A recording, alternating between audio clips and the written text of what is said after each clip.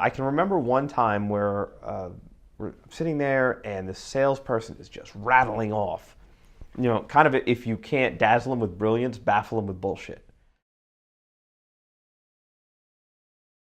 The idea to go into business for myself or expand upon uh, the existing relationships that I had in the advertising world happened probably in the second year of doing it as a full-time employee.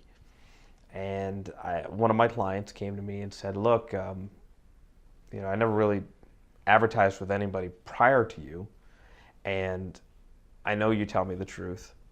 And now suddenly that I'm getting a higher profile on the properties you sell, other people are coming to me with opportunities. But I don't know which ones are good ones or bad ones.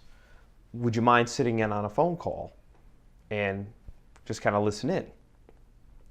And so I said, "Yeah, sure, I'll tell you if he's a crook or not." And I took a sense of pride in that, protecting my client. Because when this particular client relationship, when we started, was operating in a two-car garage. It was a very small business.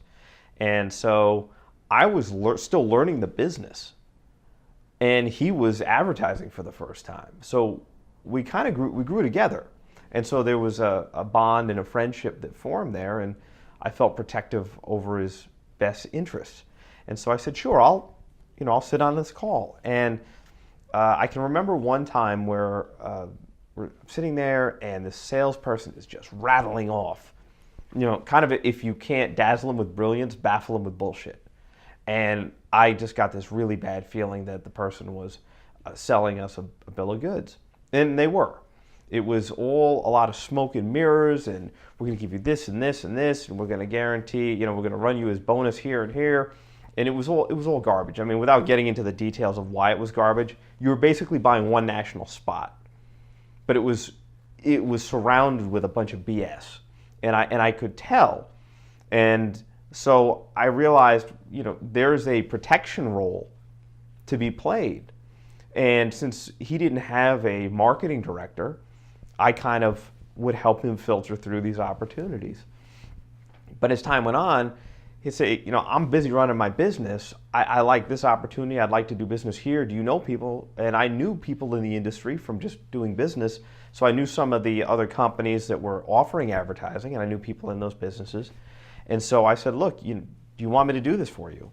And I did my first ad buy. And so when you do an ad buy, you've got the gross and the net.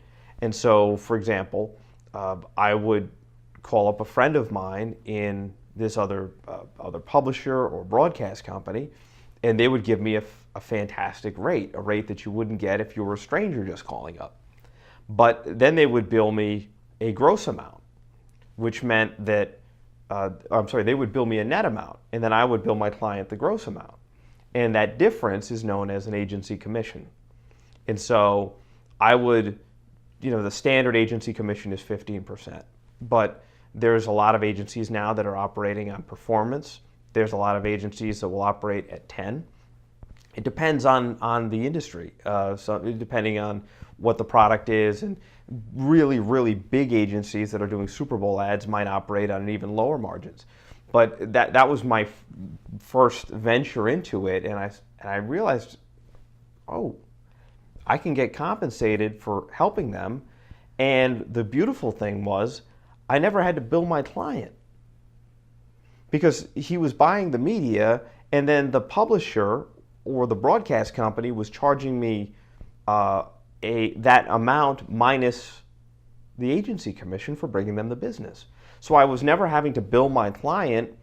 There wasn't an additional charge. The charge was built into it. So this is great. I can help them. I can protect their business. I can make a little extra money on the side, working with people I know already and a client that I already have a relationship with. And so that's how it all started. And that's where the idea kind of hit me. Geez, maybe I can do this more often.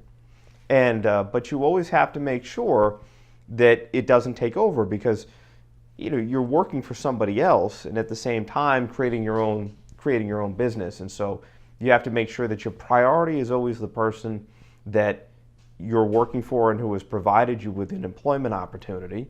But If you choose to help out your client on the side on the weekend instead of go fishing, I just didn't see a problem with that, and neither did my employer, thankfully. So that's how it all grew. And then, the concept is that over a period of time, potentially, if I wanted to, I now understand how it works. If I wanted to do that full time, potentially I could. I just happen to like who I work for and continue down that path. But that's kind of the story of how it all came to be.